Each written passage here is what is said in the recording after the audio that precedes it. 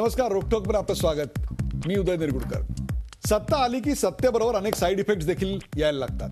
महाराष्ट्रात कधी नव्हे एवढं घवघवीत यश मिळवणाऱ्या भारतीय जनता पक्षाचं देखील सध्या तसंच झालं की काय असं वाटायला लागलंय. पार्टी विथ द डिफरन्स अशी शेखी मिळवणाऱ्या भारतीय जनता पक्षाची पाठ एक म्हणजे लागोपाठच्या बॉलवर हॅट्रिक व्हावी तसे यानं त्या वादात अडकताना दिसत आहेत. पंकजा मुंडेंच्या महिला आणि बालविकास खात्यातील साहित्य खरेदीचा वाद सध्या प्रचंड मोठ्या प्रमाणावर गाजतोय. हे कमी झालं म्हणून की काय, माजी मंत्री राज पुरोहित यांचं खळबळजनक स्टिंग उजेडात आलंय. त्यात राज पुरोहित यांनी अशी काही मुक्ताफळ उधळली आहेत की विचारता सोय नाही. अगदी पंतप्रधान नरेंद्र मोदी आणि पक्षाध्यक्ष अमित शहा यांना देखील त्यांनी सोडलेलं नाही. मुख्यमंत्री देवेंद्र फडणवीस यांच्या विरोधातला त्यांचा नाराजीचा बॉम्बही या स्टिंग ऑपरेशनमध्ये फुटलाय. हे असं का घडतंय? भाजप मंत्र्यांवरच आरोपांवर आरोप का होत आहेत? सत्ता भाजपच्या डोक्यात गेलाय का? सत्तेबरोबर जो संयम हवा तो भाजप नेत्यांकडे नाही आहे का? आणि भाजपमधल्या अंतर्गत संघर्षाचा हा परिणाम आहे का? आणि तसं असेल तर याचा शेवट नेमका काय होईल? मार्केटिंगच्या माध्यमातून जनमानसात उभी केलेली भाजपची प्रतिमा यामुळे मलिन झालाय का? यासारख्या असंख्य प्रश्नांचा वेध घेऊयात आजच्या खास रोकटोक कार्यक्रमात. भाजपला झालंय तरी काय?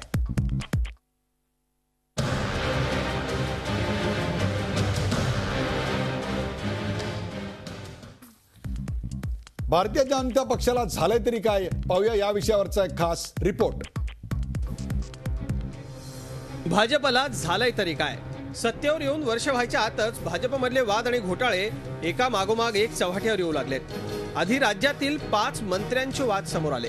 हे निस्तरता मुख्यमंत्री आणि वरिष्ठ नेत्यांच्या नाकी नऊ आले.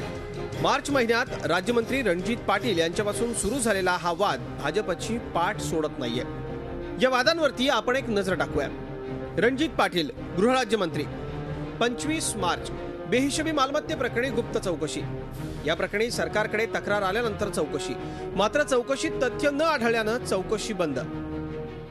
2 एप्रिल रणजित पाटील यांच्या पीएला लाच घेताना रंगे हात अटक. बबनराव लोणीकर. 11 जून लोणीकरांच्या शिक्षणाविषयी वाद. 5वी पास असताना बीए प्रथम वर्ष असा निवडणूक प्रतिज्ञापत्रात उल्लेख. चंद्रशेखर बावनकुळे. 16 जून वाळू तस्करांची वाहनं सोडण्यासाठी नागपूरचे पालकमंत्री चंद्रशेखर बावनकुळे यांनी अधिकाऱ्यांना दूरध्वनी केल्यानं अडचणीत. मंत्री वाळू माफियांच्या पाठीशी. विनोद तावडे. 22 जून विनोद तावडेंनी निवडणूक प्रतिज्ञापत्रात लावलेल्या पदवीविषयी वाद. ज्ञानेश्वर विद्यापीठातून तावडेंनी घेतली आहे बीई इलेक्ट्रॉनिक्सची पदवी. पंकजा मुंडे. महिला व बालकल्याण विकास विभागात 206 कोटी रुपयांची खरेदी वादाच्या भोवऱ्यात. आणि आता यावर कडी केली आहे ती भाजपचे 5 वेळा आमदार राहिलेले माजी मंत्री राज पुरोहित यांनी. नव्यानं सत्तेवर आलेल्या सरकारमध्ये मंत्रीपद न मिळालेल्या राज पुरोहित यांनी भाजपच्या गल्लीतल्या नेत्यापासून ते दिल्लीतल्या नेत्यापर्यंत कारभाराची लक्तरं वेशीला टांगली आहेत. स्टिंग ऑपरेशनमध्ये राज पुरोहित यांनी भाजप नेत्यांना दिलेली दूषणं, मंगलप्रभात लोढा यांच्यापासून ते थेट नरेंद्र मोदी, अमित शहा आणि संघावर साधलेला निशाणा यामुळे भाजपची पुरती गोची झाली आहे. केवळ गोचीच नाही तर पक्षाच्या प्रतिमेलाच मोठा धक्का बसलाय असं म्हणावं लागेल. पार्टी विथ डिफरन्स अशी शेखी मिळवणारा भाजप आता पुन्हा एकदा पार्टी विथ डिफरन्सेस कडे वाटचाल करतोय की काय असा प्रश्न पडतोय. दीपक भातुसे, झी मीडिया, मुंबई. भाजपला झालंय काय या विषयावरचा रिपोर्ट पण पाहिला आणि त्याविषयी चर्चा करण्यासाठी आपण आमंत्रित केलेलं आहे शुभांगी खापरे, इंडियन एक्सप्रेसच्या ज्येष्ठ पत्रकार शुभांगी खापरे आपल्याबरोबर आहेत. शुभांगीजी, आपलं स्वागत. आपल्याबरोबर आहे डीएनए या अग्रगण्य इंग्रजी वृत्तपत्राचे ज्येष्ठ पत्रकार शैलेंद्र परांजपे आपल्याबरोबर आहेत. शैलेंद्रजी, आपलं या कार्यक्रमात स्वागत. पुण्याहून आपल्याबरोबर आहेत ज्येष्ठ राजकीय विश्लेषक, सामाजिक कार्यकर्ते डॉक्टर विश्वंभर चौधरी. विश्वंभरजी, आपलं स्वागत. आणि काँग्रेसचे प्रवक्ते जनार्दन चांदूरकर नवी मुंबईमधून आपल्या बरोबर आहेत. या चौघांना घेऊन आपण या विषयाची चर्चा करणार आहोत. या भागातला पहिला प्रश्न आपण आपल्या पडद्यावर पाहू शकता. तो पहिला प्रश्न आहे,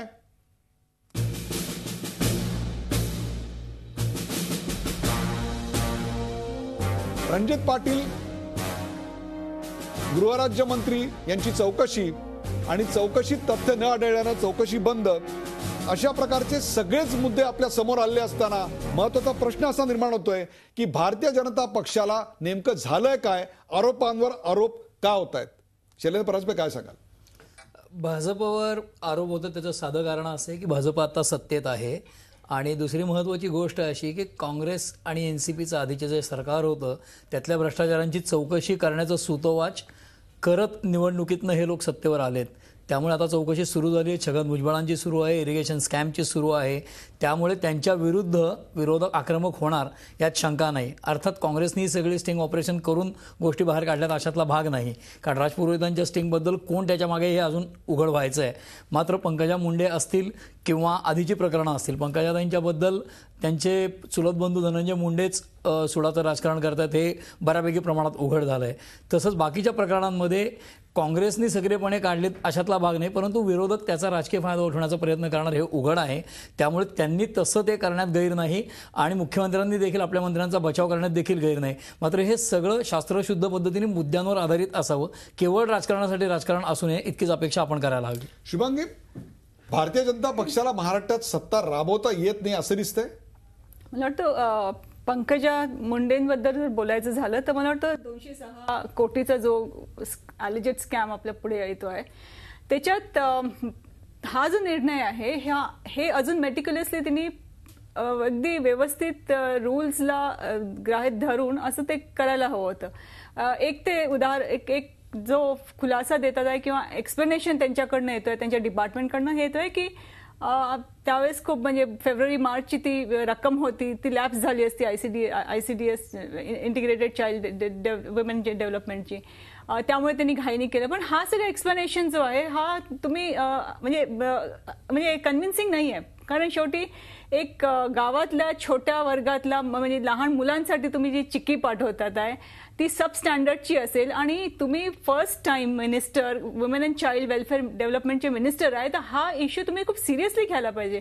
कारण हा शेवटी प्रश्न हा नाही की तुम्ही गैर केलाय नाही केलाय, पण तिकडून जी तक्रार येतात जिल्ह्यामधनं जी तक्रार येतात की सब स्टँडर्डचा होता, तर एक सेन्सिटिव्ह म्हणून राहायला पाहिजे. मला वाटतं प्रॉब्लेम इकडे असं आहे की सगळ्यांना जे लोक मंत्री नाही झाले त्यांना मंत्री व्हायचं आहे, जे मंत्री आहे त्यांना म्हणजे बस आपलं एक मिळालं आहे पोर्टफोलिओ आणि त्याच्यात मिरवायचं. सॉरी फॉर द वर्ड मिरवायचं आहे, बट तुम्ही एक सिरियसनेस कुठे आहे? म्हणजे आज जर पूर्ण मंत्रिमंडळामध्ये बघितलं तर 2-3 मंत्र्यांना जर सोडलं, सिनियर्स 1-2 मंत्री सोडलं आणि मुख्यमंत्री ज्या पॅशननी काम करतात आहे की जो सिरियसनेसनी घेतलाय की ज्या नंबर ऑफ आवर्स जे टाकतात त्या प्रत्येक गोष्टीत, तसा पूर्ण मंत्रिमंडळामध्ये होताना दिसत नाहीये. आणि मला वाटतं की फर्स्ट टाइम गोल्डन अपॉर्च्युनिटी सगळ्यांना मिळालाय, तर सिरियसली काम का नाही करत आहे लोक? आता हा जो अपील आहे किंवा हा आता पॉलिटिकल ट्विस्ट त्याला जे देतात आहे की ऑपोजिशन आमची इमेज डेंट करतात आहे किंवा कास्ट इक्वेशनवर त्यांना नेतात आहे, पण हे सगळं कन्व्हिन्सिंग होणार नाही. शेवटी मेन मुद्दा टेंडर्स और रेट ऑफ कॉन्ट्रॅक्ट वगैरेचा नाही आहे. मेन इश्यू याच्यात हे आहे की सब स्टँडर्ड क्वालिटीची ती चिकी होती आणि ती कोणत्या वर्गाला देतात आहे. If you are so sensitive about the backward class, if you are so sensitive about small children, so sensitive about women issue, तुम्हाला ते क्वालिटी कंट्रोल तुम्ही स्वतः करायला पाहिजे. प्रश्न असा विचारायचा आहे की झाला जो भ्रष्टाचार आहे तो ऍडमिनिस्ट्रेटिव्ह म्हणजे ज्याला आपण प्रशासनिक अशा स्वरूपाची चूक म्हणायची का, हा जाणून बुजून थेटपणे केलेला भ्रष्टाचार आहे? नाही, आय थिंक एक तुम्हाला मंत्री म्हणून त्या विभागाचं हे केलं, माहिती असायलाच हवी आणि तुमची ती लिडरशिप त्याच्यातच असायला हवी. कारण हिंमत कशी होते म्हणजे जो ऑफिशियल्स असेल किंवा तुम्ही जो कॉन्ट्रॅक्ट ज्यांना कोणाला सप्लायरला दिलाय, किती how many hours have you spend in to that quality control or discussion? मला तो किती स्वतः बाल सुधार हे जाऊन पाहिलं, त्याचा अभ्यास किती केला याला सवाल आहे. आपण थेट जनार्दन चांदूरकर यांच्याकडे. जनार्दन चांदूरकर, भारतीय जनता पक्ष सत्ता राबवण्यात कमी पडतंय का विरोधी पक्षांची भूमिका काँग्रेस चटकन शिकलंय? नाही, भारतीय जनता पक्ष हा सत्ता राबवण्यामध्ये कमी पडतो हे सगळ्या देशाला माहिती झालेलं आहे आणि हे भारतीय जनता पार्टीच्या नेत्यांनी स्वतः सांगितलेलं आहे. आडवाणीने स्वतः सांगितलं की इमर्जन्सी टाईप वातावरण तयार होतं. अरुण शौरीनं स्वतः सांगितलं की नरेंद्र मोदी डिक्टेटर आहे. मुरली मनोहर जोशीने सांगितलं की गंगा ही अशा पद्धतीनं शुद्ध होणार नाही. स्वतः म्हणजे भाजपच्या मोठ्या मोठ्या नेत्यांनी सांगितलं.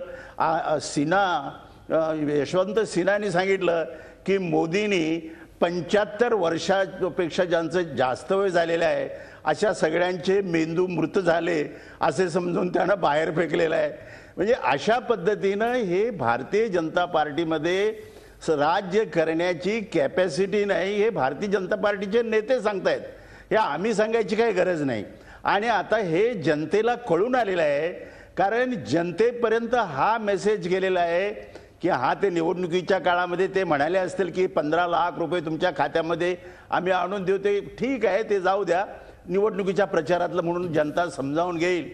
परंतु 7,000 कोटीमध्ये आता परवाच्या दिवशी 700 स्मार्ट सिटीचा त्यांनी प्रोजेक्ट केला. म्हणजे एक स्मार्ट सिटी 70 कोटीमध्ये होते.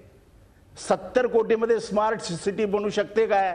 100 डिवायडेड बाय 7,000, मला आपण स्मार्ट सिटी जनार्दन चांदूरकर 70 कोटीमध्ये. जनार्दन चांदूरकर, आपण 60-70 कोटी स्मार्ट सिटी होते का याच्याकरता वेगळी चर्चासत्र घेऊ, तो मुद्दा आता नको. सवाल असा आहे की काँग्रेसच्या आणि एनसीपीच्या नेत्यांवरच्या चौकशीचा फास आता अंतिम टप्प्यात आवळत चाललेला आहे. अशा वेळीच ही प्रकरणं नेमकी बाहेर काय येत आहेत असा एक मुद्दा आता शैलेंद्र परांजपे यांनी मांडला होता, त्याला काय उत्तर द्याल? नाही, त्याचं असं आहे की राष्ट्रवादी काँग्रेस आणि काँग्रेसच्या नेत्यांची कुठली अजून राष्ट्रवादीच्या नेत्यांची सुरू आहे, पण काँग्रेसच्या नेत्यांची कोणती चालू आहे हे अजून मला काही चांगलं माहिती नाही आहे. आपली माहिती असेल तर आपण सांगा, मी त्याचं उत्तर देईन. परंतु भारतीय जनता पार्टीला ते हातामध्ये सत्ता आल्यानंतर आणि दिल्लीमध्ये अशा पद्धतीचं ढसूळ वातावरण तयार झाल्यानंतर इथल्या भारतीय जनता पार्टीच्या नेत्यांना आता असं वाटू लागलेलं आहे की जेवढा हात मारावा तेवढा मारून टाकावा. आणि मी या ठिकाणी आपल्या चॅनलच्या माध्यमातून हा मुद्दा रेज करू इच्छितो की पंकजा मुंडेंनी जो भ्रष्टाचार केला किंवा जे प्रकरण केलं त्याच्यामध्ये प्रायमा फेसी काही दिसत नाही, अशा पद्धतीचं स्टेटमेंट महाराष्ट्राचे मुख्यमंत्री फडणवीस यांनी केलं. फडणवीस यांना माझा आपल्या माध्यमातून सवाल असा आहे की फडणवीसजी, आपण म्हणाला की मार्च महिन्यामध्ये 206 कोटीची दिल्लीवरून ग्रँट आली आणि फेब्रुवारी महिन्यामध्ये 206 कोटीची ग्रँट आली आणि ती मार्चच्या अखेर संपवायला पाहिजे होती, म्हणजे खर्च करायला पाहिजे होती. आणि म्हणून रेट कॉन्ट्रॅक्ट जे आमचं जे 100 कोटीच्या पूर्वीचं होतं ते रेट कॉन्ट्रॅक्टरपणे दिली. पण त्यांनी हेही सांगितलं की 100 कोटी 1 कोटीपर्यंतचं जे आहे ते एप्रिलमध्ये त्यांनी डिसिजन घेतला. माननीय मुख्यमंत्र्यांनी आपल्या चॅनलमधून मी त्यांना आवाहन करू इच्छितो की कोणत्या महिन्यावरून दिल्लीवरून पैसे आले ते डिक्लेअर करावं आणि कोणत्या तारखेला हा जो 1 कोटीचा ई टेंडरिंगचा फैसला आहे तो त्यांनी जाहीर करावं. मला असं वाटतं किंवा माझा असा आपल्या चॅनलमधून आरोप आहे की हे सगळं प्रकरण माननीय मुख्यमंत्र्याला माहित आहे. आणि त्याचबरोबर माझा दुसरा आरोप आहे, म्हणजे त्याने असं सांगितलं की हा या प्रकरणामध्ये वन सेकंड बहुत इम्पॉर्टंट पॉइंट आहे. एक मिनिट महत्वाचा पॉइंट असा आहे की माननीय मुख्यमंत्र्यांनी हे सांगितलं की काय आमच्याकडे तक्रार आल्या तर आम्ही चौकशी करू. आता काय चौकशी करणार? फेब्रुवारी महिन्यामध्ये जी घेतलेली चिक्की असेल ती चिक्की आता फेब्रुवारी महिन्यानंतर आता 5 महिन्यांचा अवधी होऊन गेला. 5 महिन्यामध्ये ती चिक्की आता शिल्लक असेल काय, त्याचा काय प्रूफ करणार?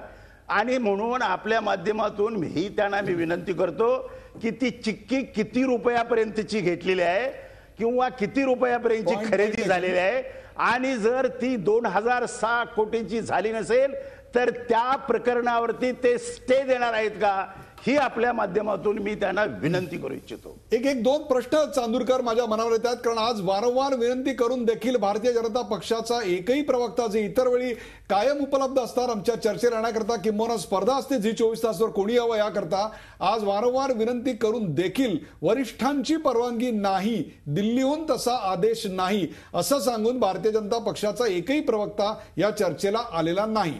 परंतु जनार्दन चांदूरकर, तुम्ही आता 2 विधानं केलीत. एक म्हणजे हे जे सगळं झालं याला देवेंद्र फडणवीस मुख्यमंत्री यांची एक प्रकारे संमती किंवा त्यांची जबाबदारी असं आपण म्हणता. मग या न्यायानं खाण घोटाळा असेल, 2G स्पेक्ट्रम असेल किंवा CWG असेल, या सगळ्या घोटाळ्यांसाठी तत्कालीन पंतप्रधान देखील आम्ही जबाबदार म्हणायचे का?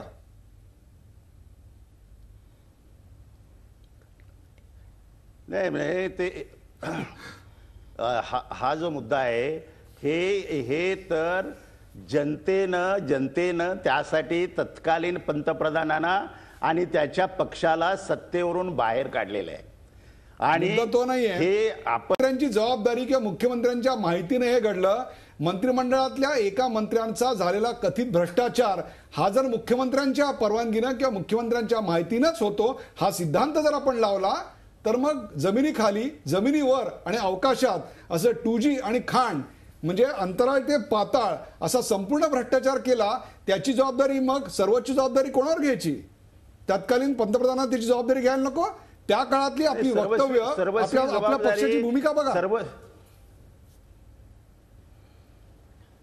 सर्वस्वी जबाबदारी जॉईंट रिस्पॉन्सिबिलिटी ही त्या कॅबिनेटचीच आहे आणि त्या कॅबिनेटला हेड करणारे माननीय मुख्यमंत्री असतात. त्यामुळं सगळ्या मंत्र्यांच्या वरती त्यांचा अंकुश असणं अतिशय आवश्यक आहे. आणि मला हे समजत नाही की अशी मंत्र्यांनी घेतलेली डिसिजन्सच्या ज्या फाईल्स आहेत त्या फाईल्स शेवटी मुख्यमंत्र्याकडे फायनल असेंटसाठी सहीसाठी जातात. आता काही मुख्यमंत्री ते बिझी असतात किंवा त्यांना अगोदर माहिती असतं म्हणून इथं सही करतो मी काय वाचलं. जनार्दन चांदूरकर ही सामुदायिक जबाबदारी असते असं आपण आता विधान केलेलं आहे. जर तसं असेल तर मग जलसंपदा खात्यातले घोटाळे किंवा आपल्या सरकारच्या काळात झालेले एनसीपीच्या मंत्र्यांचे घोटाळे याची सामुदायिक जबाबदारी हा जर निकष लावला तर तत्कालीन मुख्यमंत्री आणि आपलं शासन आणि आपला पक्ष आणि त्याचे मंत्री हे देखील त्याला तेवढेच जबाबदार म्हणायला हवेत. उदयजी, हा जो प्रश्न आहे तो कोर्टाच्या अधीन आहे आणि कोर्ट त्याच्यामध्ये इन्व्हेस्टिगेट करत आहे. त्याच्याबद्दल आज मी किंवा तुम्ही काही बोलणं हे बरोबर नाही. पण जॉईंट रिस्पॉन्सिबिलिटी ही इंडियन कॉन्स्टिट्यूशनच्या याच्याप्रमाणे त्या कॅबिनेटची असते. आणि म्हणून आता ज्या मंत्र्यांची कोर्टामध्ये चौकशी चालू आहे त्याच्यामध्ये कोण कोण इन्व्हॉल्व आहे त्या कोर्ट त्याचा आदेश देईल. आणि म्हणून माझा असा मुद्दा आहे की या ठिकाणी फडणवीस हे मला माहिती नाही म्हणून बाजूला होऊ शकत नाहीत. हे मी आपल्या चॅनलवरून सांगू. बरोबर आहे. महाराष्ट्र सदनाचा घोटाळा किंवा इतर अनेक घोटाळ्यांमध्ये पृथ्वीराज चव्हाण यांना जसं माहीत नव्हतं तसं या प्रकरणात देखील देवेंद्र फडणवीसांना माहीत नसावं. ब्रेकवर जाण्यापूर्वी एक छोटासा प्रश्न विश्वंभर चौधरी यांना. विश्वंभर चौधरी, भारतीय जनता पक्ष अजून सत्तेला सरवलेला नाहीये? नाही, भारतीय जनता पक्ष सत्तेवर येण्याच्या आधी स्वच्छ होता हे गृहीतकच चुकीचं आहे. मुळात यांच्या खाण्याची सुरुवात विरोधी पक्षात असतानाच झाली होती. आपल्याला आठवत असेल की राज ठाकरे यांनी स्पष्ट म्हणलं होतं की सेटलमेंटवादी विरोधी पक्ष आहे आणि तो निर्देश कोणाकडे होता हे सगळ्या महाराष्ट्राला माहिती आहे. भारतीय जनता पक्षाच्या काही वरिष्ठ नेत्यांच्या बाबतीमध्ये ते विरोधी पक्ष असताना मंत्र्यांच्यापेक्षा जास्त भ्रष्टाचार त्यांनी केलेला आहे. फक्त असं झालेलं आहे की आता देवेंद्र फडणवीस यांच्यासमोर जो प्रश्न आहे तो असा आहे की चांगल्या प्रामाणिक माणसांनी खरोखर चौकशा न करता क्लीन चिटा द्यायच्या का त्यांना चौकशीला सामोरं जा आणि अग्नि परीक्षेतून परत या मग मंत्रिमंडळात पुन्हा या हे सांगायचं, हा खरा प्रश्न आहे. भारतीय जनता पक्षाचा जो चाल चरित्र आणि चेहरा होता त्यामध्ये फक्त एवढंच झालं होतं की काही माध्यम काय म्हणू आपण त्यांना ते माध्यम काय स्नेही किंवा स्नेही म्हणता येणार नाही, ते माध्यमात तरबेज आहेत आणि त्यामुळे सोशल मीडियामधून त्यांनी हा प्रचार चालवला की आम्ही स्टँडिंग फ्रॉम द काय क्राऊड आहोत, आम्ही फार वेगळी पार्टी आहोत. अशी भारतीय जनता पक्ष कधी वेगळी पार्टी नव्हता. मी काही प्रकरणं आपल्याला खरं म्हणजे मला मोह होतोय पण मी ते टाळणार सांगण्याची की विरोधी पक्ष असताना यांनी काय केलं. मुळामध्ये उदयजी आता चांदूरकरजी फार उत्साहात आले, चांगली गोष्ट आहे, पण पृथ्वीराजजी पण काही बोलले नव्हते तेव्हा त्या घोटाळ्यांवर, हे त्यांनी पण लक्षात घ्यावं जर सामुदायिक नेतृत्व असेल तर. परंतु मुळामध्ये जेव्हा भारतीय जनता पक्ष सत्तेत आला तेव्हाच काही लोक हे मंत्र्यांच्या वर कमाई करून बसले होते, हे मला स्पष्टपणे सांगितलं पाहिजे. जर आपण म्हणतो हे काँग्रेस राष्ट्रवादीचं 15 वर्षाचं अपयश आहे तर हा प्रश्न विचारला गेला पाहिजे. मनमोहन सिंगांचा अपयश हा प्रश्न विचारला गेला पाहिजे की भारतीय जनता पक्षाने विरोधी पक्ष म्हणून त्यावेळेला काय केलं. मी तर म्हणेन की आता काँग्रेसच्या याच्यात काही क्रेडिट नाही. शैलेंद्रजी मगाशी बरोबर म्हणाले, जे काही झाले ते काँग्रेस फक्त लावून धरते. परंतु मी पुन्हा सूचकपणे सांगतो, मला आता याच्यात खोलात विचारू नका, माझा काही तो प्रांत नाही, मला त्यात जायचं नाही. परंतु जे काही घोटाळे बाहेर येत आहेत ते भाजपाचे मंत्री भाजपातले नेतेच एकमेकांमध्ये देत आहेत. त्यामुळे आता विरोधी पक्ष आमचं अगदी सरकार बरोबर आहे. अस्थिर याच करतो. हा मुद्द्यावर पण आरोप करायला वाव नाही. विश्वंभर चौधरी आपण कितीही सगळ्यांनी टाळण्याचा प्रयत्न केला तरी सर्वसामान्य जनतेला हे कळलंच पाहिजे की नेमकं हे का आणि कशामुळे बाहेर येत आहे. भारतीय जनता पक्षातल्या अंतर्गत सत्ता स्पर्धेचा आणि कलहाचा आणि जातीवर्गाचा हा भाग आहे का? चर्चा करूया का ब्रेक नंतर. कुठे जाऊ नका, पाहत राहा झी 24 तास. आपण पाहताय भाजपाला झालंय तरी काय.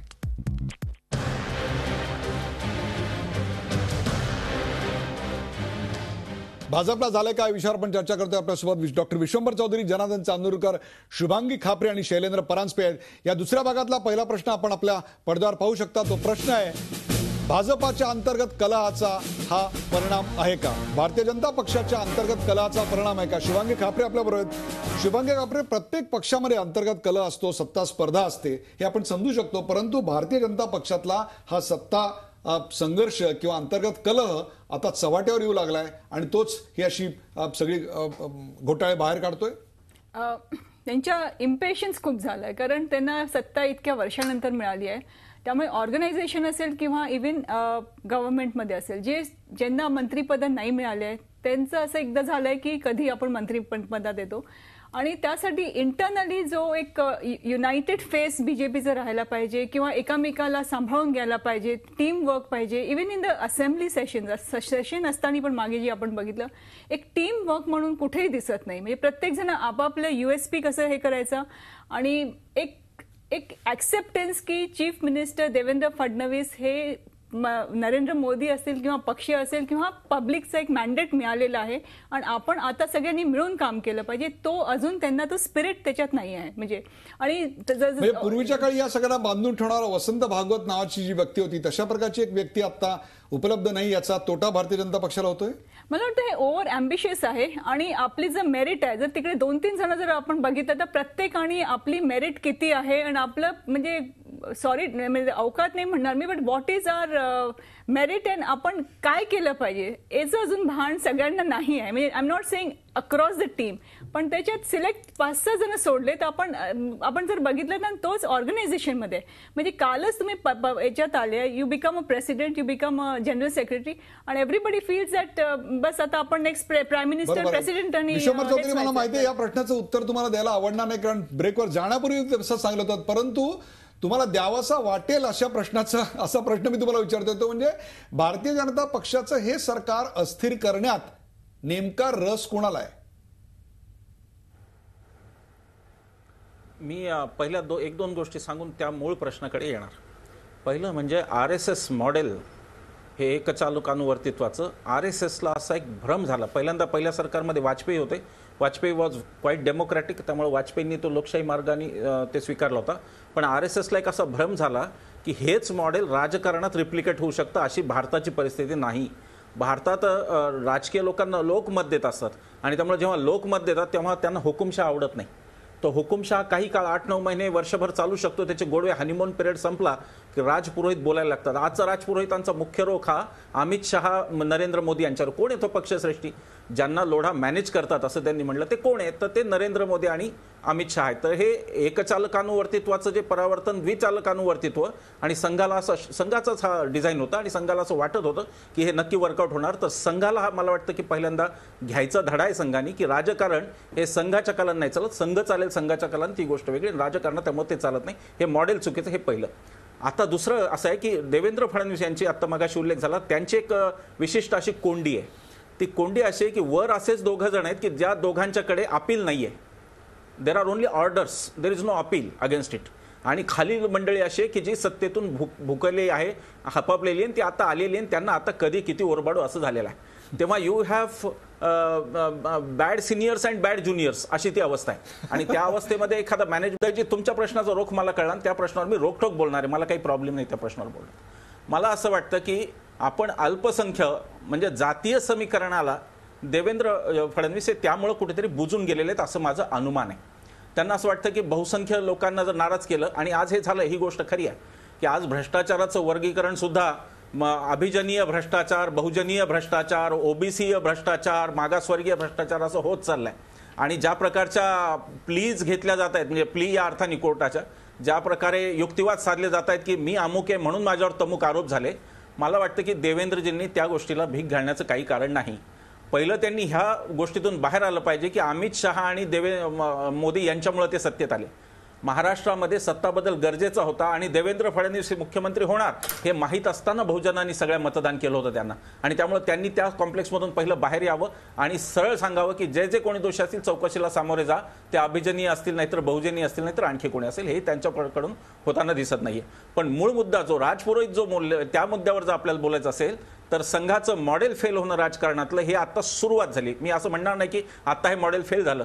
संघ काही दिवस त्याला ड्राईव्ह करेल, भाजपा त्याला ड्राईव्ह करेल, ते अगदी मॅनेजमेंट स्किल सगळी दाखवून त्याला करतील, पण हे लोकशाहीत हे मॉडेल चालत नाही. हे याचीही पावलं आहेत. नंबर 1. नंबर 2, लोढांचे खरोखर काय संबंध आहेत RSSची? जर ओपनली म्हणतायत ते की लोढा RSS मध्ये लोढांचं चालतं, तर मग आता वसंतराव भागवत असून काय उपयोग झाला असता? खरं म्हणजे आपण जे म्हणालात की वसंतराव भागवत असते तर कदाचित ते सुद्धा लोढांना शरण गेले असते. पुरोहित म्हणतात ते स्पष्ट आहे की लोढांना संघ नाराज करत नाही, लोढांचं संघ ऐकतो, आणि त्यांचं दुसरं त्याच्या सलग येणारं वाक्य आहे की ही मॅनेजेस देम, ते त्यांना मॅनेज करतात. तरी त्याचा अर्थ स्पष्ट आहे. संघाचा चाल चरित्र चेहरा हा जर, मला माहित नाही आता भारतीय जनता पक्षामुळे संघ बदनाम होतोय का संघामुळे भारतीय जनता पक्ष बदनाम, याच्यात आता ही कोंडी झाली आणि आता काय ते शक्य नाही त्याचं अनालिसिस करणं. पण एवढं नक्की म्हणायला लागेल की ह्यापासून संघाला मुख्यतः धडा घ्यायचा आहे, आणि भाजपा, मोदी आणि शहा केंद्रित जितका राहील तितके महाराष्ट्रात हे जास्त दिवस येतील. जाता जाता एकच सांगतो, there is lot to come. पुढच्या काळात 4 ते 5 प्रकरणं नव्याने आपल्याकडे दिसतील. आपल्याला 4 ते 5 प्रकरणं नव्याने येणार आहेत. ती कोणाची असतील याची चर्चा आपण पुढच्या भागात करणार आहोत. परंतु एक छोटासा प्रश्न जनार्दन चांदूरकर यांना. चांदूरकर, हे सगळं आता 18 मार्च पासून साधारणतः आता 26 जून पर्यंत, जूनच्या एंड पर्यंत घडतंय. भाजपसाठी आजचे दिन, सामान्य जनतेसाठी आजचे दिन कितपत आलेत माहिती नाही, परंतु काँग्रेससाठी काहीही न करता आजचे दिन मात्र येऊ लागलेत. काय वाटतं आपल्याला? नाही, काँग्रेस आपलं काम करते विरोधी पक्ष म्हणून. देशातील जनतेनं त्यांना सत्तेपासून दूर ठेवलेलं आहे, आणि विरोधी पक्ष या नात्यानं काँग्रेसला जेवढं काही सत्ताधारी पक्षाला धारेवर धरता येईल तेवढं धारेवर धरण्याचं काम काँग्रेस पक्ष करत आहे. आता हे करत असताना आता निरनिराळ्या फ्रंटवरती जसं भारतीय जनता पार्टीचं जे सरकार आहे हे फेल होतं, ते हायलाईट करणं काँग्रेसचं काम आहे. आणि त्याचबरोबर शिवसेनेचं आणि त्यांचं जमत नाही. त्या शैलारनी त्या नाल्याबद्दलचा जो भ्रष्टाचार आहे तो भ्रष्टाचार उघडपणे बोलले भारतीय जनता पार्टीचे. उद्धव ठाकरेंनी त्याला उत्तर दिलं, असं काय नाही आहे. जनार्दन चांदूरकर, आपण शिवसेना भाजपच्या नात्याबद्दल बोलू नये, याचं कारण शिवसेना भाजपचं नातं निघालं तर काँग्रेस आणि राष्ट्रवादीच्या मधुर संबंधांबद्दल देखील बोलावं लागेल. माझा प्रश्न फक्त एवढा लिमिटेड आपल्याला एवढाच आहे की आता जे भाजपच्या मंत्र्यांचं घडतंय त्याला अंतर्गत कलह कितपत कारणीभूत आहे असं वाटतं का? याच्यात काँग्रेसचाही काही सहभाग आहे असं वाटतं आपल्याला? काँग्रेसचं काही कर्तृत्व आहे? नाही, काँग्रेसचा सहभाग असायचा सवालच पैदा होत नाही. त्यांच्यामध्ये सुरुवातीला देवेंद्र फडणवीस जेव्हा मुख्यमंत्री पदाच्या रेसमध्ये होते तेव्हा त्यांना विरोध करण्यासाठी एकनाथ खडसेंनी कंबर कसलेली होती. एकनाथ खडसेंनी सांगितलं होतं की नॉर्थ महाराष्ट्राचा नेता हा महाराष्ट्राचा मुख्यमंत्री झाला पाहिजे, आणि मी एवढे वर्ष भारतीय जनता पार्टीची सेवा करतो, माझ्यामुळे एवढे आमदार नेहमी निवडून येतात आणि मला ते मुख्यमंत्री करायलाच पाहिजे.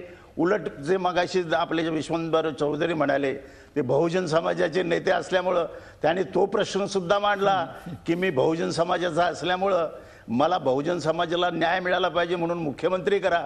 हा जो कल आहे तो कल त्या पक्षामध्ये, त्या पार्टीमध्ये, महाराष्ट्राच्या राजकारणामध्ये डीपली रुजलेला आहे. आणि म्हणून भारतीय जनता पार्टीचे मुख्यमंत्री ज्या ऑर्डर्स देतील त्या ऑर्डर्स खाली एकनाथ खडसे किंवा बाकीचे मंत्री राबवतील असं वाटणं मुश्किल आहे. कारण ते प्रत्येक खेपेला त्यांना ते चॅलेंज करतात. मध्ये त्यांनी 200-250 बदल्या केल्या.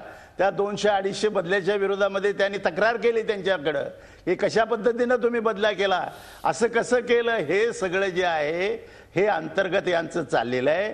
आणि आज जे पुरोहित जे बोलले ते पुरोहितांनी तर स्पष्ट सांगितले की भ्रष्टाचार याच्यामध्ये फार मोठ्या प्रमाणामध्ये आहे आणि लोढासारखा माणूस हा सरकारला कंट्रोल करतो, सरकारलाच नाही नरेंद्र मोदीला कंट्रोल करतो, नरेंद्र मोदीलाच नाही तर RSSला सुद्धा कंट्रोल करतो.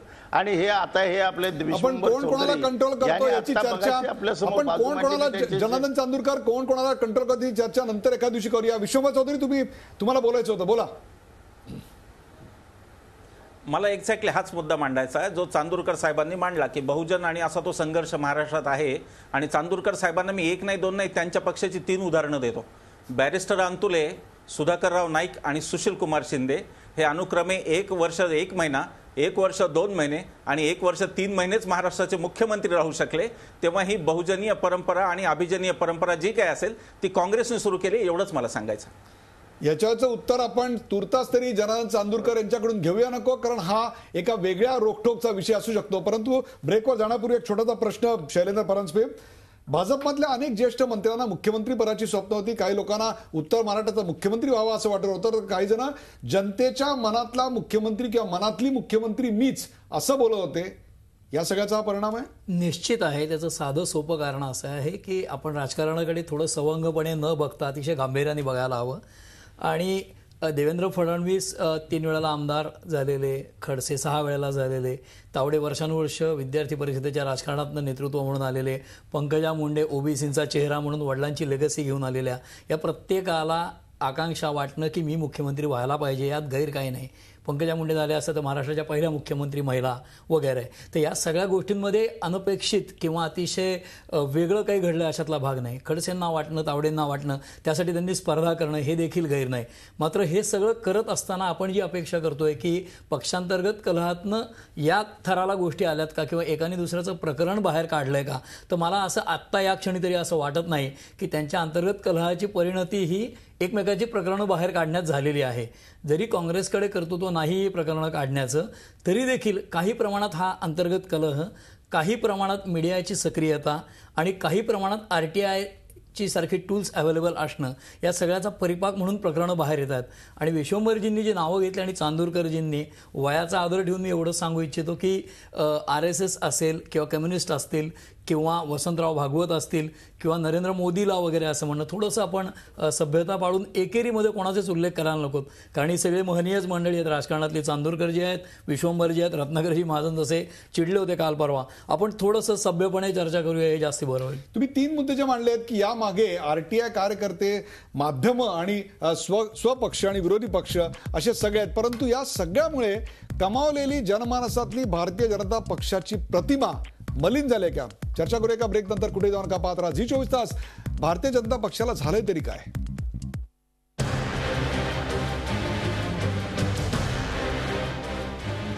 भाजपला झालाय का? शेवटच्या भागातला पहिला प्रश्न आपण पडद्यावर पाहू शकता. तो प्रश्न आहे, जनमानसात उभी केलेली भाजपची प्रतिमा यामुळे मलिन झाली का? जनमानसात उभी केलेली भारतीय जनता पक्षाची प्रतिमा यामुळे मलिन झाली का? शुभंगी कापरे, एक प्रचंड मोठं यश असं भारतीय जनता पक्षाला आणि शिवसेनेला मिळालं आणि बऱ्याच वर्षानंतर भाजप सेनेचं सरकार आलं. एक अपेक्षा होत्या, मागचं सरकार हे घोटाळ्यांचं सरकार होतं. हे सरकार अंतर्गत कलहानं कोसळणार नाही किंवा अंतर्गत कलहानं त्रस्त होणार नाही, जनतेच्या अपेक्षा पूर्ण करेल अशी एक प्रतिमा होती. त्या प्रतिमेला कुठेतरी तडा गेला आता? डेफिनेटली मला वाटतं, कारण एक जनसामान्याचा जर आपण विचार केला तर एक म्हण जी असते की there cannot be smoke without fire. तर आता इंडिव्हिज्युअल जर केसेस आपण घेतलं तर डिग्री त्याच्यात व्हेरी होऊ शकते. म्हणजे पंकजा मुंडेचा 206 कोटीचा भ्रष्टाचार कम्पेअर्ड टू विनोद तावडेस डिग्रीचा जो कॉन्ट्रोवर्सी असेल किंवा रणजित पाटीलचा आपण जे म्हटलं की तो PIL होता आणि ते actually it was not that serious. तर आपण एकदम सगळ्यांना एकच ऍट पार असं आपण मेजर नाही करू शकत आहे. आणि मगाशी जे थोडंसं राहून गेलं बोलणं की हे इंटरनल BJPचे डिफरन्सेस असले तरी हे सगळे घोटाळे त्यांच्यामुळे आले असे आपण मानायचं काही कारण नाही. कारण राजपुरोहितांचं एक्झॅक्टली अजून आपल्याला फाइंड आउट करावं लागेल की what led to him to say this. पण त्या विषयावर इमेज, एकच सेकंड फक्त, मला वाटतं इमेज डेफिनेटली डेंट झाले. कारण हा प्रश्न आता मंत्र्यांवर नाही येणार आहे. प्रश्न सगळे जे जनसामान्य आहेत तो हा विचार करेल की देवेंद्र फडणवीस हा जो मिस्टर क्लीन आहे महाराष्ट्राचा, त्यांची प्रामाणिकता, त्यांची सिन्सिअरिटी, त्यांची ऑनेस्टी, ते पुढे कसे निर्णय घेतील आणि ते किती कंट्रोल करतील किंवा किती क्रॅक करतील वेब आपल्या मंत्र्यांवर, त्याच्याकडे लक्ष राहील लोकांचं. शैलेंद्र, आता शुभांगीने एक अतिशय चांगला मुद्दा मांडला की प्रत्येकाचा घोटाळा हा काही इतक्या प्रचंड मोठ्या स्वरूपाचा नाही, किंवा काही लोकांचे बार तर अतिशय फुसकेच आहेत. असं असताना भारतीय जनता पक्षाला आपल्या प्रतिमेचं व्यवस्थापन करण्यामध्ये कुठेतरी अपयश येत आहे. प्रतिमेचं व्यवस्थापन करण्यात अपयश येतं हे निश्चित. प्रतिमा मलिन झाली आहे हे देखील निश्चित. परंतु आत्ता जो मुद्दा आला पुढे की देवेंद्र फडणवीस जर मिस्टर क्लीन असतील तर त्यांची वाटचाल अवघड असेल का, तर मला वाटत नाही अवघड असेल. त्याचं साधं कारण असं की पृथ्वीराज चव्हाण ज्यावेळेला महाराष्ट्रात आले त्यावेळेला सुद्धा त्यांच्याविषयी असं बोललं गेलं होतं की त्यांची एक वेगळी इमेज आहे आणि इथे शरद पवार आणि ही सगळी मंडळी आहेत. त्यांनी त्यांची नौका जशी तारून नेली त्याच्या मुळाशी राजकारण आहे हे लक्षात घ्यायला पाहिजे. देवेंद्र फडणवीसांनी त्यांचं राजकारण अतिशय अचूकतेने कार्यक्षमतेने केलं तर ते यातनं पार तर जातीलच, पण त्याही पलीकडे त्यांचा मार्ग काट्याकुट्याचा नसून सोपा आहे. त्याचं कारण असं, जर ते मिस्टर क्लीन असतील, कार्यक्षम असतील तर त्यांची प्रतिमा उजळ आहे हे लोकांच्याही लक्षात येईल आणि ते या लॉटपेक्षा वेगळे आहेत. आणि त्याच्यापेक्षा दुसरं महत्त्वाचं कारण असं की पक्षाची प्रतिमा मलिन झालेलीच आहे, परंतु त्या सत्तेच्या सुंदोपसुंदीमध्ये आपण फक्त काम करूनच मोठे होऊ शकतो हा संदेश नरेंद्र मोदी आणि अमित शहांनी फडणवीसांना मुख्यमंत्री करून दिला होता. याची आठवण सगळ्या नेत्यांना त्यांनाच करून द्यावी लागेल. इतकंच आत्ता सांगतो.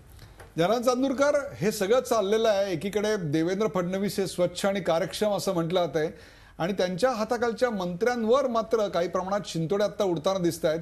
या सगळ्याची आठवण कुठेतरी मनमोहन सिंग यांच्याशी करावी अशी तुलना अनाठही आहे का, की नेतृत्व स्वच्छ कार्यक्षम परंतु त्यांच्या हाताखालचे मंत्री मात्र काहीसे डागाळलेले किंवा त्यांच्यावर काही आरोप होत आहेत. मागे जे आपल्या काळात घडत होतं ते आत्ता घडतंय. नाही, असं आहे की देवेंद्र फडणवीस हे महाराष्ट्राचे मुख्यमंत्री आहेत आणि त्यांची तुलना मनमोहन सिंग यांच्याशी करता येणार नाही. आणि महत्त्वाचा फरक हा जाणून घ्या की ते UPAचं कोलॅशन होतं आणि आपण सगळ्यांना माहिती आहे की काँग्रेस पक्षावरती सोनिया गांधींजींचा अध्यक्ष या नात्यानं चांगला त्याच्यावरती ताबा होता. त्यामुळं असं कुणीही प्रेसला जावं आणि कुणीही कुणाच्या विरुद्ध बोलावं किंवा कुणीही खोट्या डिग्र्या द्याव्यात असे प्रकार त्यावेळेला होत नव्हते. आता फडणवीसांच्याबद्दल मला मुद्दा मांडायचा आहे की फडणवीसांनी स्वतः ते जर भ्रष्टाचारी नसतील वगैरे मला मान्य आहे, परंतु आता त्यांची आपण सांगितल्याप्रमाणे तशा प्रकारची प्रतिमा होत चालली आहे. भ्रष्टाचार म्हणजे पैसा खाणे एवढा भ्रष्टाचार नाही आहे. तुम्ही एखादी चुकीची गोष्ट पाठीशी घातली तर त्याला सुद्धा तो इट अमाउंट्स टू अशा प्रकारच्या इमेज तयार व्हायला मदत होते. त्यांनी सगळ्या मंत्र्यांना क्लीन चिट दिली. विनोद तावडेंना क्लीन चिट दिली, त्या लोणीकरना क्लीन चिट दिली आहे ते ठीक आहे म्हणे. आता रणजित पटेलला त्यांना क्लीन चिट दिली. मग जो कोणी अशा आता मुंडेना क्लीन चिट दिली म्हणजे he is not asserting himself. अगदी बरोबर आहे. कशा तरी पद्धतीनं ते सरकार चाललं जावं. जनार्दन चांदूरकर, असं आहे ते. नावं बदलतायत, फक्त नावं बदलतायत. पूर्वीच्या काळी हेच आपण तत्कालीन पंतप्रधान मनमोहन सिंगजी यांच्याबद्दल म्हणायचो आणि या नावांच्या ऐवजी अनेक वेगवेगळी नावं समोर यायची. इथे तर कुठलाही आरोप देखील अजून सिद्ध झालेला नाहीये, परंतु एक गोष्ट मात्र नक्की की प्रतिमा डागाळली गेली आहे का अशा प्रकारची शंका उपस्थित होण्या इतपत मात्र आता परिस्थिती निर्माण झाली आहे. कार्यक्रमाची वेळ संपत आली. एक छोटासा प्रश्न विश्वंभर चौधरी यांना. विश्वंभर चौधरी, प्रतिमा मलिन झाली आहे का आणि यापुढे काय होईल? नाही, चांदूरकर जे सांगत होते तेव्हा मला हसायला अशासाठी आलं की आपल्याकडे सत्ताधाऱ्यांचं रूपांतर विरोधी पक्षात झालं की अगदीच फारच म्हणजे मोठा 380 कोनातला फरक पडतो हे फक्त त्यांच्या बोलण्यातून दिसत आहे. मगाशी माझे मित्र शैलेंद्र परांजपे यांनी 2 मुद्दे काढले. मला माहीत नाही ते स्लिप ऑफ टंग असेल. मी नरेंद्र मोदींना त्याचं मोदीला झालं असेल तर मी माफी मागतो. ते फक्त स्लिप ऑफ टंग आहे. माझी अशी बोलण्याची अजिबात पद्धत नाही हे सगळ्यांना माहिती आहे, त्यामुळे ती कदाचित स्लिप ऑफ टंग असेल तर माफ करा. दुसरा, वसंतराव भागवतांच्या संदर्भात मी जो मुद्दा मांडला त्या मुद्द्याचं मला असं म्हणायचं आहे की आज दत्तात्रय हुसबाळे जे किंवा मागोवैद्य यांच्यासारखे लोक आहेत आजही जे वसंतराव भागवतांच्या सारख्याच प्रामाणिकतेचे आहेत, पण ते हतबल आहेत असं मला म्हणायचं. आणि त्या अनुषंगाने मी म्हणालो की कदाचित वसंतराव भागवत आले तरी आज ते लोढांच्या पुढे हतबल होतील असं माझं म्हणायचं आहे. आता प्रश्न भारतीय जनता पक्षाच्या प्रतिमेचा आहे. काय असतं, खूप मेकअप केला ना की तो त्रास होतो. मेकअप उतरल्यावर जरा चेहरा भेसूर दिसायला लागतो. तर हा मेकअप झालेली प्रतिमा होती ही. आणि तो मेकअप आता खरवडून निघतोय हळूहळू हळूहळू एक एक प्रकरणातून. जेव्हा तुम्ही लार्जर दॅन लाईफ प्रतिमा करता, मला वाटतं की नाटकीय ढंगाचं काही नसावं आयुष्यामध्ये. माणसाने साधं सरळ सोपं जगावं, जे आहे ते समाजाला दाखवावं, मी असं आहे. तर भारतीय जनता पक्षाने फार मोठी ढोंगीपणाची कवच घातून घेतली होती आणि मोदींनी ती असे एक त्यांच्या भाषणातून केलं की आता फक्त देव किंवा मोदी या दोघांपैकी एकच तुम्हाला तारू शकतो, तिसरा कोणी नाही. त्या प्रतिमेचं भंजन होतं. मला वाटतं भारतीय जनता पक्षाची प्रतिमा खूप चांगली ही माझ्या पाहण्यात तरी कधी नव्हती, माझ्या आठवण्यात तरी कधी नव्हती की ते फार शेतकऱ्यांचे मित्र आहेत किंवा ते अशी कधी नव्हती. भारतातल्या कोणत्या पक्षाचे असणं शक्य नाही, कारण राजकारण हे भारताचं ज्या वळणावर आहे त्या वळणावर ते शक्य नाही. पण मुद्दा असा आहे की प्रतिमा खूपच जास्त रंगवण्यामध्ये मला फक्त एकाच मिनिटाचा वेळ घेऊन मी सांगतो. कुरूंकरांनी प्रस्तावना लिहिली श्रीमान योगीची आणि त्या श्रीमान योगीच्या प्रस्तावनेत रणजित देसाईंना एक सल्ला दिलेला आहे की शिवाजीचे विरोधक तुम्ही जितके जास्त रंगवाल त्यावर शिवाजी तुमचा रंगणार आहे म्हणून. तर विरोधक रंगवण्याची जी कला आहे ती जरा जास्त होत चालली होती लोकशाहीच्या मध्ये. आणि विरोधक म्हणजे मनमोहन सिंगांच्या ज्या पद्धतीने रंगवलं ते कुठेतरी लोकांना आता वाटतं की अरे एवढं वाईट नव्हतं का काय यांच्या एवढं हे म्हणतात तेवढं, असं आता ती भावना लोकांची येत चाललेली. त्यामुळे हे प्रतिमा भंजन ही स्वनिर्मित प्रतिमा होती, ती स्वतःच लयाला गेली. तर आध्यात्मिक असावं दुःख काही नसावं, जे निर्माण होणार आहे ते नष्ट होणारच या जगातलं. इतक्या आध्यात्मिक दृष्टीने आता नष्ट होणार आहे हे काँग्रेसला लागू होतं आणि भारतीय जनता पक्षाला आहे. जे आज वर आहे ते उद्या खाली जाणार आणि जे आज खाली आहे ते उद्या वर येणार, हा सत्तेचा नियम आहे. परंतु त्यापेक्षा रणजित पाटील, बबनराव लोणीकर, चंद्रशेखर बावनकुळे, विनोद तावडे आणि पंकजा मुंडे यांच्यातली काही प्रकरणं जरी गंभीर सकृतदर्शनी वाटत असली तरी काही प्रकरणांचे बार मात्र नक्कीच फुसके होते.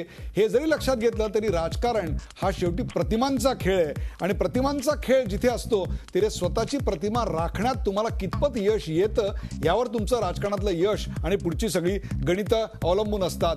यापुढे येणाऱ्या पावसाळी अधिवेशनात या सगळ्याचे पडसाद नक्की उमटतील यात काही शंका नाही. या कार्यक्रमात सहभागी झाल्याबद्दल सर्व मान्यवरांचे आभार. ताज्या बातम्यांसाठी पाहत राहा झी24 तास. रहा एक पाऊल पुढे.